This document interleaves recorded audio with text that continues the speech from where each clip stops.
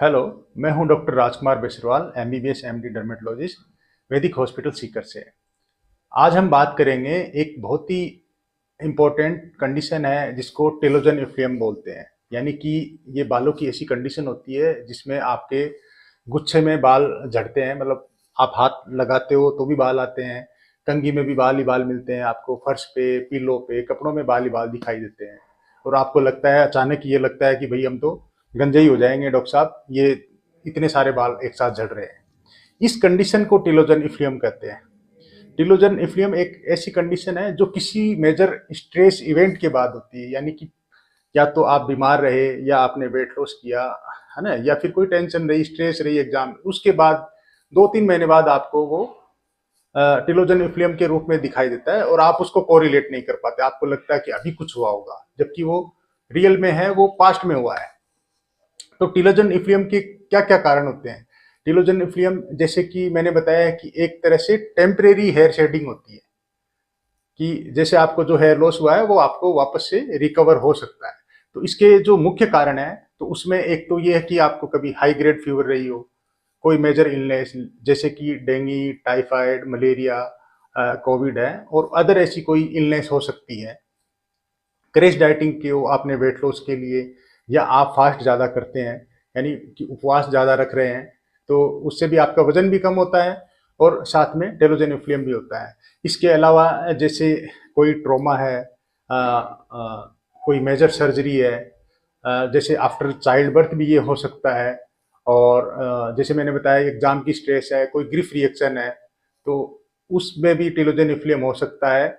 और उसके अलावा जैसे कोई क्रोनिक इलनेस है, मतलब हार्मोनल जैसे डिसऑर्डर हो गए, जैसे थायराइड है, या कोई मेलिग्नेंसी है, या क्रोनिक इलनेस जैसे लीवर डिजीज, किडनी डिजीज है, उस कंडीशन में ये हो सकता है।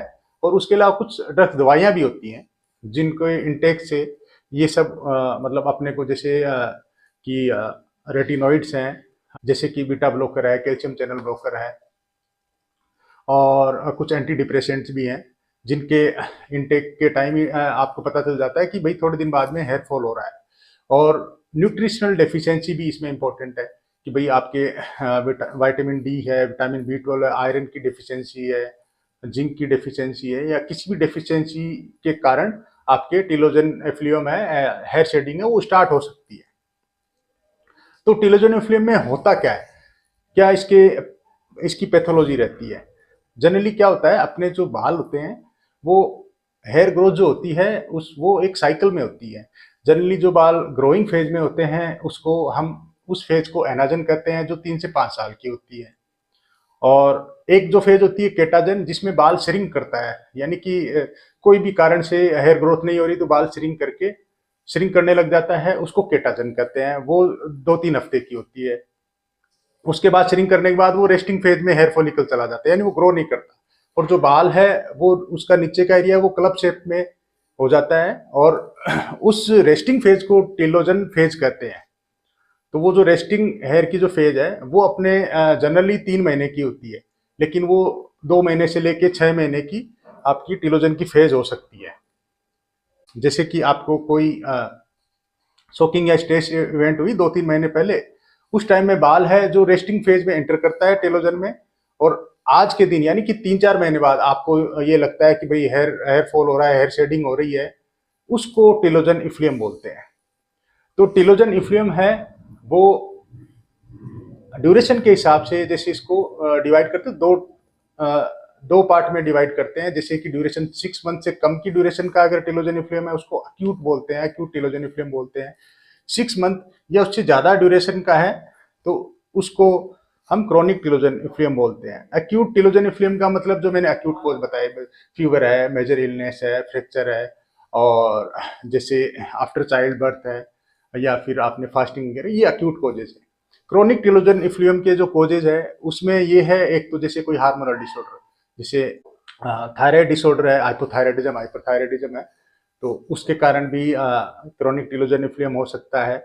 कोई क्रोनिक इलनेस है, जैसे कि SLE है, लीवर डिजीज है, कोई किडनी डिजीज है, और उसके अलावा मेलिग्नेंसी है, लिम्फोप्रोलिफरेटिव कोई डिसऑर्डर है, तो उसके कारण भी क्रोनिक टिलोजन इफ्लियम हो सकता है। और अगर आपके क्रोनिक ही न्यूट्रिशनल डेफिशिएंसी रहती है, क्रोनिक रहती है, उस कंडीशन में भी आपको क्रोनिक टेलोजन इन्फ्लेम रहेगा। तो ये कारण है। अब इसमें क्या है, जैसे फिजिकल एग्जामिनेशन में जब हम आपको एग्जामिन करते हैं, उसमें क्या चीज होती है, जब जैसे ही हम एक हेयर पुल टेस्ट होता है, तो जैसे ही हम थोड़ा जेंटली पुल करते हैं बालों को, तो लगभग 4 या उससे ज्यादा बाल अगर आपके आते हैं जेंटली पुल करने पे, इजीली प्लकेबल होते हैं, तो इसका मतलब है कि आपके एक्टिव हेयर शेडिंग हो रही है। इसको हेयर पुल टेस्ट बोलते हैं। और अगर क्लोजली अगर स्कैल्प में एग्जामिन करें, तो हमको 1 सेंटीमीटर के लगभग, यानी जो नए बाल जो टेलोजन इफ्लेम के बाद जो उसके नीचे जो हेयर फॉलिकल था वो ग्रो करना स्टार्ट कर जाता है, तो लगभग मतलब वो जो ग्रोइंग हेयर फॉलिकल है वो ही अपने जो रेस्टिंग हेयर फॉलिकल टेलोजन को पुश करता है। तो पुश करता है तो वो शेडिंग के रूप में दिखाई देता है। तो वो जो नया बाल उग रहे होते हैं साथ के साथ, यानी कि शेडिंग भी हो रही है और नए बाल भी आ रहे हैं, तो उस नए बाल की जो अपने को साफ्ट है वो दिखाई देता है, एक अराउंड 1 सेंटीमीटर या उसी के आसपास की लेंथ का होता है, वो छोटे छोटे बाल अपने को दिखाई दे रहे होते हैं अपन क्लोजली अगर एग्जामिन करें। तो ये तो फिजिकल एग्जामिनेशन में मिलता है। अपना जैसे हेयर का देखें तो वॉल्यूम भी कम रहता है, वॉल्यूम भी कुछ एरिया के ऐसे पैचेज वगैरह, मतलब खाली भी कुछ एरिया दिखाई दे सकते हैं, ये फिजिकल एग्जामिनेशन में होता है। फिर हम इसके लिए इन्वेस्टिगेशन क्या करते हैं, तो जनरल इन्वेस्टिगेशन जैसे रूटीन जो हम कराते हैं, जैसे ब्लड शुगर है, कंप्लीट ब्लड काउंट है, अपने किडनी किडनी फंक्शन टेस्ट है, लीवर फंक्शन टेस्ट है, इन्फेक्शन देखने के लिए जैसे यूरिन रूटीन एग्जामिनेशन करते हैं। उसके अलावा जैसे इम्पोर्टेंट टेस्ट जो क्या है, तो एक तो जैसे थायराइड फंक्शन टेस्ट करके देखते हैं, भाई थायराइड आपकी थायराइड टेस्ट है वो आपके नॉर्मल है या नहीं है। और अगर इवन आपका अगर हीमोग्लोबिन भी नॉर्मल है, एचबी भी नॉर्मल है, फिर भी उस कंडीशन में भी हम आयरन स्टडीज करा के देखते हैं, यानी कि सीरम फेरेटिन है, आयरन सेचुरेशन टेस्ट है, वो करके देखते हैं। क्योंकि क्या होता है कि अगर जो अपने हेयर होते हैं, हेयर एसेंशियल ऑर्गन नहीं है बॉडी के, जैसे अदर एसेंशियल ऑर्गन है, जैसे बॉडी के जो वाइटल ऑर्गन है या ब्लड है, तो ब्लड बनाना इंपॉर्टेंट है। तो अगर आयरन डेफिशिएंसी होगी तो वो पहले हीमोग्लोबिन में शो नहीं होगी, आयरन डेफिशिएंसी होगी तो वो पहले अपने बालों की हेयर शेडिंग के रूप में शो होगी, क्योंकि अपनी बॉडी ये करती है कि भाई जब तक हीमोग्लोबिन बनाना है तो उसको तो आयरन मिलता रहेगा, लेकिन बालों के लिए उसकी सप्लाई कम हो जाएगी। तो इसलिए नॉर्मल हीमोग्लोबिन होने पे भी आपकी हेयर शेडिंग हो सकती है अगर आपके आयरन के लेवल कम है, और इसीलिए फेरेटिन लेवल करवाते हैं, serum ferritin level. Serum ferritin level कम है तो उसके कारण भी आपको हेयर फॉल हो सकता है। कई बार क्या होता है, सीरम फेरेटिन लेवल नॉर्मल भी हो सकते हैं, तो सीरम फेरेटिन लेवल नॉर्मल हो सकते हैं क्योंकि एक वो इन्फ्लामेटरी मार्कर होता है, तो उस कंडीशन में अपने आयरन आयरन जो लेवल होते हैं, आयरन सेचुरेशन जो लेवल होते हैं वो ज़्यादा इंपॉर्टेंट है। उसके अलावा है विटामिन B12 के लेवल करवाते हैं, विटामिन D3 के लेवल कराते हैं, जिंक है, कैल्शियम लेवल है, मैग्नीज लेवल है, और इस तरह ये कुछ टेस्ट है जो हम आपके करवा सकते हैं। अगर इसमें कुछ आपको मतलब न्यूट्रिशन डेफिशिएंसी या लैब में कोई आपको प्रॉब्लम आती है बालों में, तो उसके हिसाब से ही आपका ट्रीटमेंट किया जाता है।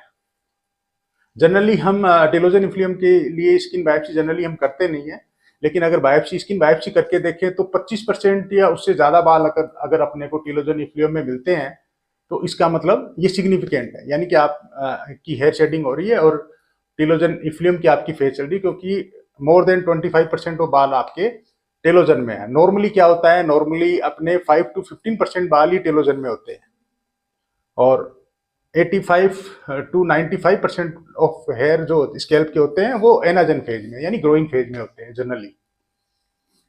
अब इसके लिए ट्रीटमेंट की बात करें तो ये होता है कि जैसे आपने वेट लॉस आप कर रहे हैं, वेट लॉस कर रहे हैं, क्रैश डाइटिंग कर रहे हैं, तो जैसी आपकी डाइट नॉर्मल होती है तो 2-3 महीने के अंदर अंदर आपका वो जो हेयर शेडिंग हो रही है वो भी कम हो जाती है और धीरे धीरे आप रिकवर कर जाते हैं। लेकिन कई बार क्या होता है कि वेट लॉस के टाइम, क्रैश डाइटिंग के टाइम आपकी न्यूट्रिशनल डेफिशिएंसी हो जाती है, जैसे हीमोग्लोबिन कम हो गया या विटामिन B12 या विटामिन D, जिंक लेवल कुछ कम हुआ है, तो उस कंडीशन में आपको उनके सप्लीमेंट देने पे ही आपकी रिकवरी होगी, यानी कि आपको डॉक्टर से ट्रीटमेंट लेना पड़ेगा।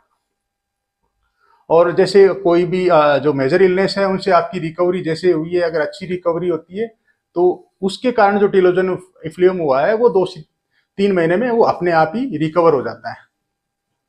अगर 3 से 6 महीने में आपका मतलब हेयर फॉल है वो आपको रिकवर नहीं होता है, तो इसका मतलब आपको अपने डर्मेटोलॉजिस्ट से अपॉइंटमेंट लेना चाहिए और अपने डर्मेटोलॉजिस्ट को दिखाना है।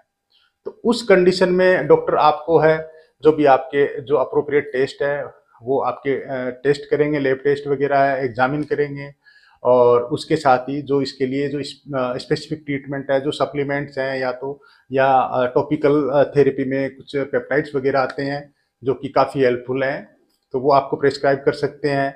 और आपको पेप्टाइड देने के बाद भी या ट्रीटमेंट करने के बाद भी लगता है कि भाई आपको अर्ली रिकवरी चाहिए, तो उसके लिए कुछ रीजनरेटिव थेरेपी है, यानी कि हेयर फॉलिकल को स्टिमुलेट करना है, तो जैसे पीआरपी थेरेपी है, जीएफसी थेरेपी है या अदर रीजनरेटिव थेरेपी है, वो डॉक्टर आपको गाइड कर सकते हैं उस चीज के लिए। तो ये कुछ टिलोजन इफ्रियम का इस तरह कुछ ट्रीटमेंट होता है। अब अदर जो डिजीज होती है उससे आपको डिफ्रेंशिएट करना है कि कई बार एलोपेशिया एरेटा डिफ्यूज होता है, डिफ्यूज एलोपेशिया एरेटा भी प्रेजेंट कर सकता है, उसमें भी हेयर शेडिंग है, वो टिलोजन इफ्रियम की तरह दिखाई देती है। और कुछ जैसे एंडोजेनेटिक एलोपेशिया है उसमें भी आपको साथ में हो सकता है। और अदर कोजेज जैसे बहुत अदर कोजेज भी है जो कि इम्पोर्टेंट नहीं है। तो ये टिलोजन इफ्लेम होता है, और इसमें जनरली आपको टेंशन करने की या ज़्यादा फिक्र करने की आवश्यकता नहीं होती। नॉर्मली तो ये रिकवर कर जाता है। अगर आपको लगे कि 2-3 महीने में आपका रिकवर नहीं किया है, 3 महीने हो गए, 4 महीने हो गए, ज़्यादा टाइम निकल गया है, तो आपको अपने डॉक्टर से जरूर कंसल्ट करना चाहिए। वो आपको जो ट्रीटमेंट प्रिस्क्राइब करते हैं उसको फॉलो करना चाहिए।